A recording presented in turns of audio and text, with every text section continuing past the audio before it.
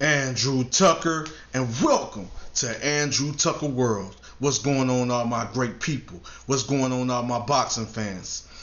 Listen, it's gonna be a real quick video, very short video. Listen, I'm all about the best fighting the best. I'm all about the best fighting the best. Terence Bud Crawford is one of the best fighters in the world. Errol Spence Jr. is one of the best fighters in the world. You know, I understand that people are fans of Errol Spence Jr. I understand that people are fans of Terence Bud Crawford. And I understand this war that's going on, this war that's taking place, trying to decide who is the number one welterweight in the welterweight division. Let's be honest and let's keep it real. The number one welterweight in the welterweight division is Errol Spence Jr. That's because Errol Spence Jr. is unified welterweight champion. That's the reason why he's the number one welterweight in the welterweight division. He's unified welterweight champion. He has two belts. That's the WBC and the IBF. That's the reason why.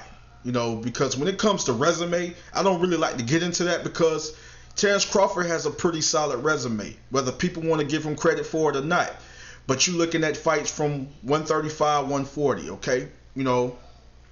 But at 147, people don't want to give him credit for certain wins. But let's keep it real. Like, everybody that came up and that stood in front of him, he's beating them all. And he's stopping these guys. I'm talking about Amir Khan. I understand people be like, well, Amir Khan's not the same fighter. He's not the same fighter. He's not, he's washed up and things of that nature. I understand all that. But I believe Amir Khan was in great shape. So it's no excuses. Stop with the excuses. I don't want to hear no excuses. Amir Khan was in great shape. When he went up against Terence Bud Crawford, he was in great shape. If he felt that he wasn't ready mentally and physically, he wouldn't have stepped in the ring and he wouldn't have fought against Terence Bud Crawford. But he stepped in the ring and he fought against Terence Bud Crawford because he was ready and he was in shape, and he still has enough and had enough to compete against a fighter like Terence Bud Crawford. Terence Bud Crawford, he just was the better man. He proved that he was the better fighter. Not taking nothing away from Amir Khan. We got to remember who Amir Khan is and who was in this, and the guys he had beaten, the guys he had fought, the guys he had beaten. So I give Terence Crawford credit for beating Amir Khan. I give him credit for beating the guy that was much bigger than him with an awkward style. A lot of people don't give Terence Crawford credit for beating Jeff Horn. Jeff Horn is a big welterweight. I'm talking about this guy walk around the size, this guy walk around the size of a super middleweight, maybe close to light heavyweight. So it's a big welterweight Terence Crawford went up against. It's not his fault. That was the only opponent available. I understand the business side of boxing. I understand that, who's all involved when it comes to making these fights and why these fights not taking place and why this fighter can't get this fighter, why this fighter can't get that fighter. I understand the business side of boxing and I understand the politics. I understand all of that. But all I'm saying is that Terence Crawford had no choice but to fight Jeff Horn, and it wasn't a bad fight at all. I mean, it's just moving up, first fight moving up to 147, and his first fight moving up to 147, if I'm not mistaken, is for a belt. So it's nothing wrong with that. You can't get the other fighters. Other fighters not available.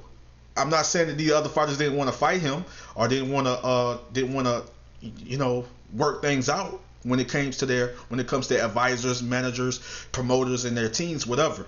And the fighters, I'm not saying that these fighters was avoiding Terence Crawford, but all I'm saying is that the only available opponent, you know what I'm saying, when it came to fighters, certain fighters and champions at the welterweight division, you know, was Jeff Horn. So that's the reason why, you know, he's gonna beat who they put in front of him, and he's gonna only fight he's gonna fight the fighters that are available. You know what I'm saying? So if he can't get these other fights, he's gonna fight a fighter that is available and that's willing to fight him. So yes, he fought Jeff Horn. You know what I'm saying? And it was for a belt. So that was a good look. First fight at welterweight, you know, against a much bigger guy. I know an awkward style. I know he's not as skilled as Terence Crawford. And I look at Jeff Horn. Jeff Horn is, you guys love calling fighters bombs and things of that nature and this and that. Jeff Horn was a very tough opponent. You know what I mean? Especially, you see, he went to war, and you can't make no excuses saying that he went up against a 40-year-old Manny Pacquiao, because this is the same 40-year-old Manny Pacquiao that beat Adrian Broner, and the same 40-year-old Pacquiao that beat Keith one-time Thurman. So don't come with those excuses talking about the age. Pacquiao looked great in that fight, and I feel that Pacquiao slightly won the fight. It was like 7-5, but the fight was somewhat close.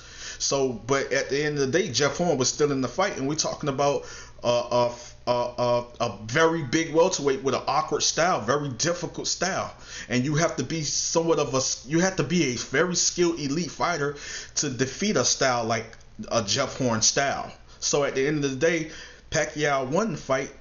Terence Crawford did what he had to do. Pacquiao went to war with Jeff Horn. Terence Crawford stopped. He stopped Jeff Horn. He stopped him.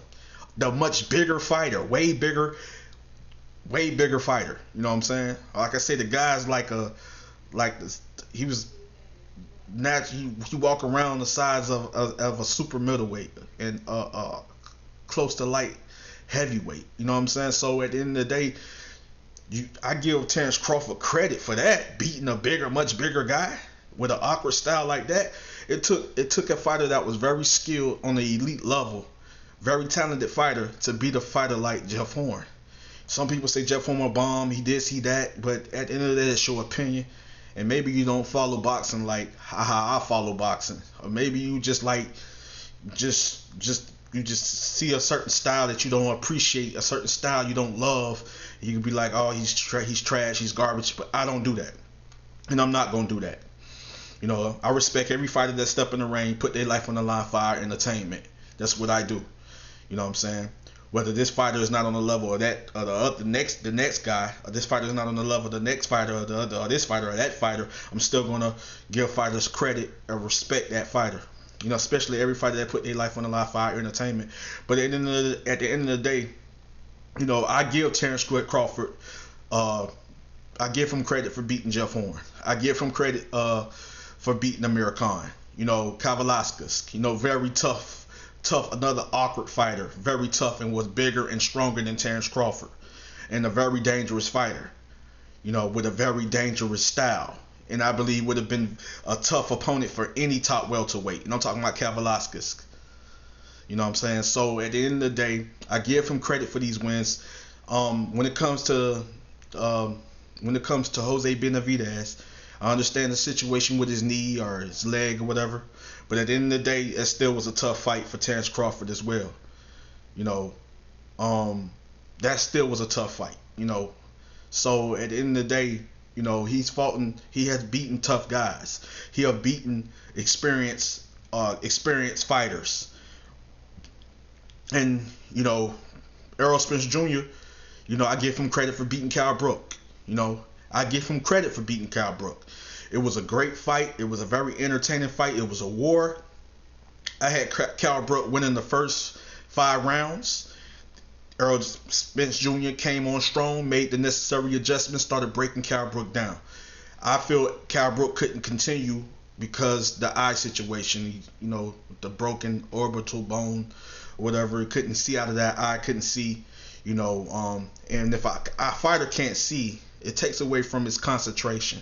It takes away from his focus. So at the end of the day, you don't want to go out there fighting handicap. You don't want to go out there fighting handicap. You don't want to go out there and getting hit with punches you don't see coming.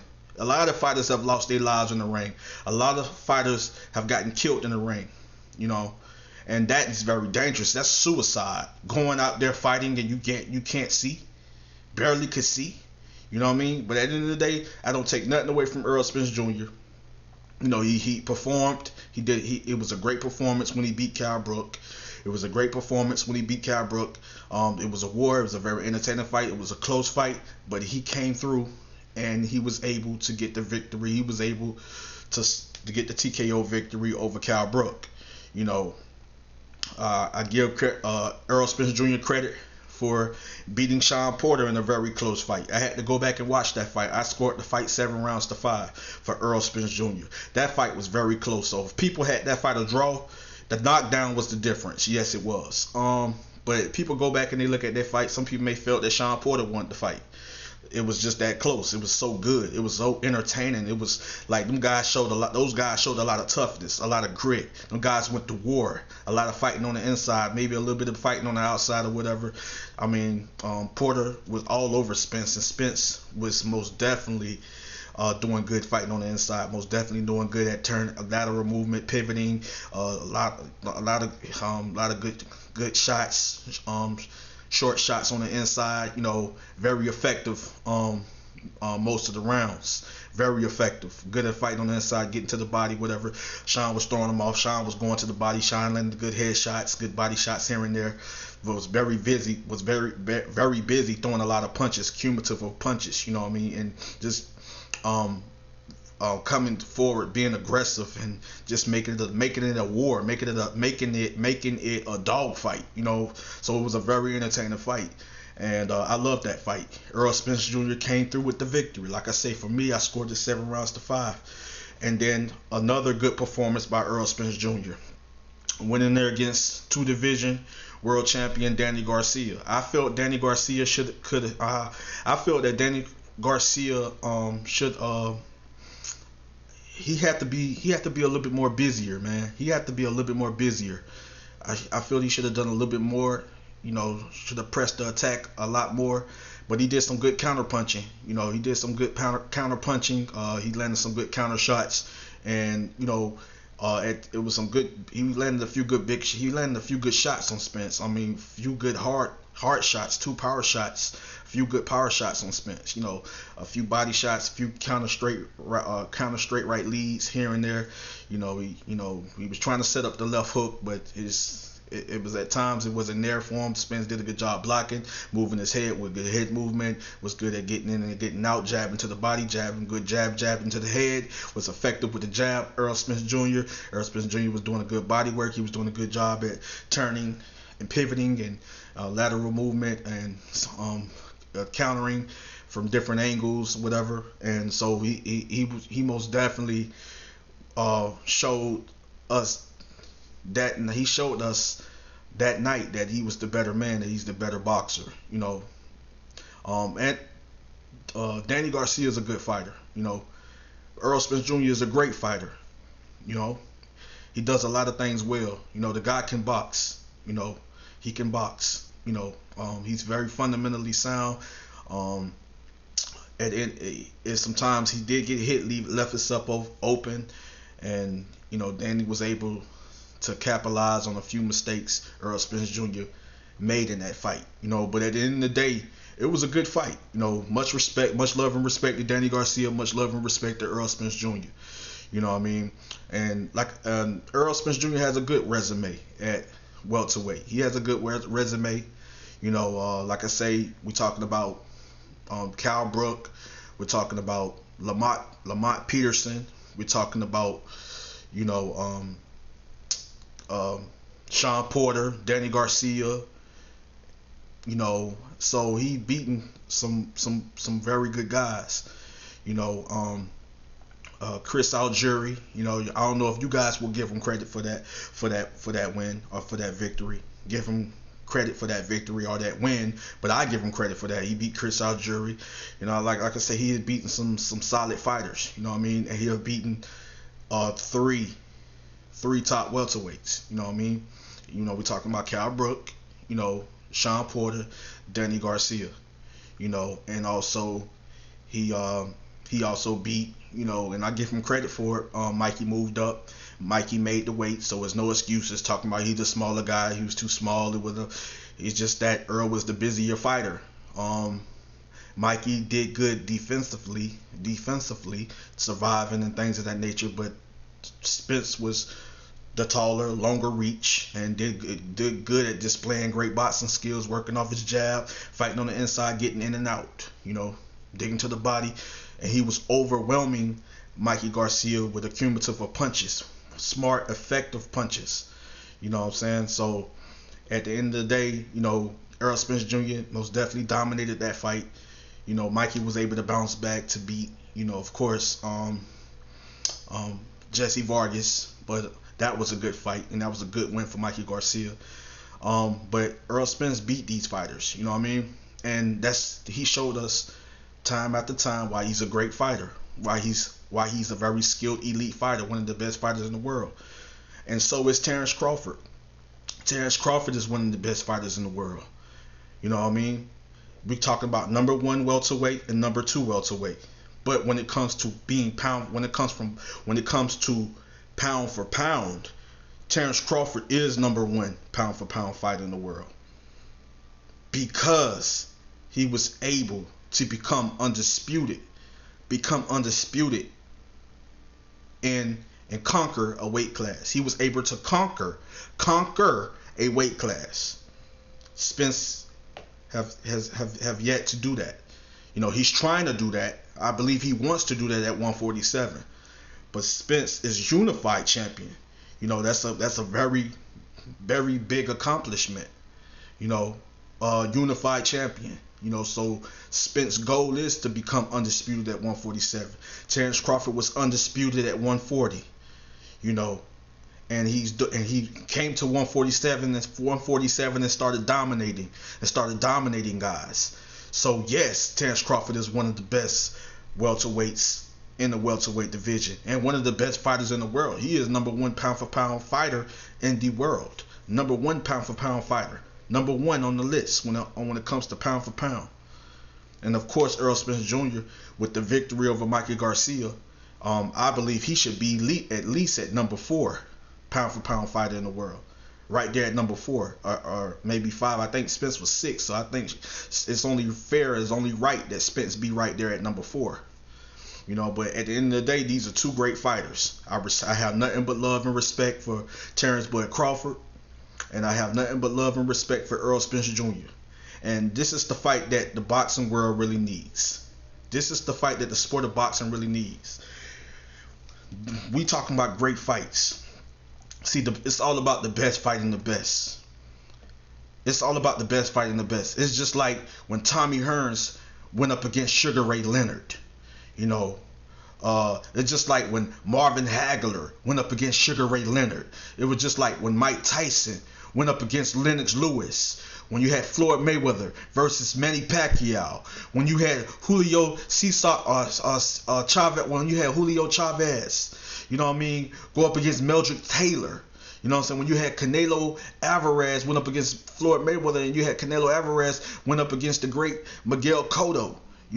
Just like when you recently had Teofimo Lopez against Vasily Lomachenko.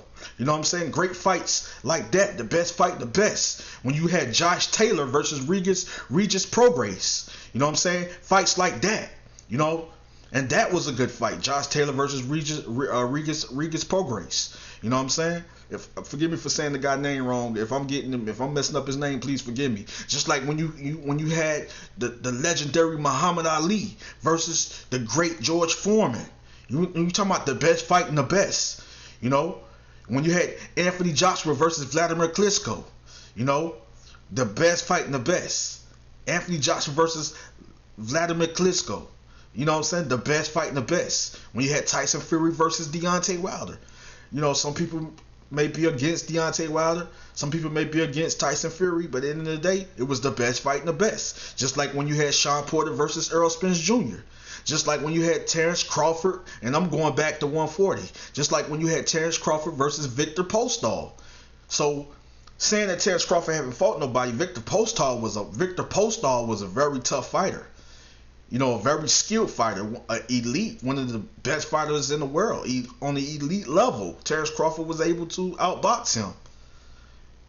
So we talking about great fighters. Roy Jones Jr. versus Roy Jones Jr. versus Bernard Hopkins. You know what I'm saying? First fight, they fought twice.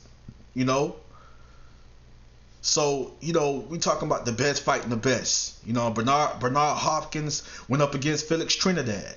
We talking about Felix Trinidad versus Oscar De La Hoya. Floyd Mayweather versus Oscar De La Hoya. Great fights like that. Manny Pacquiao versus Eric Morales. I can keep going. You know what I mean? Great fights. When the best fight the best, that's what it's all about. That's what the sport really needs and truly needs. When you have one great fighter out there versus the other great fighter. And when we know that two fighters come together, it's going to make a very entertaining fight. Or we get to see that one fighter is better than the other. But we have to see who is the best fighter. Between two fighters that we know are rivals. It's like a rivalry going on. You know what I'm saying? We have to see those two guys fight. Especially if two fighters really want to fight each other. And they're two of the best fighters in the world. We want to see these two fighters fight. Especially if they're in the same weight class. In the same division. But the sport of boxing really needs this fight. Terence Bud Crawford versus Errol Spence Jr. We need it. And I want to see it. Next year, 2021, I want to see it. If Errol Spence Jr. gets Manny Pacquiao, gets past Manny Pacquiao, if that fight is next, hopefully the next fight for him would be Terence Bud Crawford. And whoever Terence Bud Crawford fights before he finally gets the Spence fight, that's the fight we need to see. At the end of the day, I feel that the next fight for Errol Spence Jr. is Terence Crawford. The next fight for Terence Crawford is Errol Spence Jr. I don't mind seeing Terence Crawford versus Sean Porter though. I don't mind seeing it. I mind seeing Terence Crawford versus Eugenys Ugas. If I'm saying his name wrong, please forgive me. But I don't mind seeing Terence Crawford versus Keith Thurman. Those are good fights. Those are good fights that we want to see and that the sport of boxing needs. So it's all about the best fighting the best, man. But both of these guys are great fighters. So this war that's going on, just know Errol Spence Jr. is a great fighter. Terence Crawford is a great fighter. And when they finally meet, just know that we're in for a very entertaining fight. We're in for one of the best fights. One of the best fights. We in for a great fight. The best fight and the best. Stylistically, I believe this is going to be a very entertaining fight. I slightly lead towards Terence Crawford beating Spence, but I wouldn't be surprised if Errol Spence Jr. was to beat Terence Crawford. It's just one of those fights. It's like a 50-50 fight. It's a 50-50 fight. But I believe it'll be a war, an entertaining fight. I believe in the beginning of the fight, like the early rounds, I believe it'd be more like a chess match. Both fighters trying to figure each other out, trying to make adjustments, and it's just going to be one of those fights. I believe it'll end up being a war, a great fight. One of the best fights we haven't seen in a long time. Andrew Tucker World, I'm out. Much love and respect.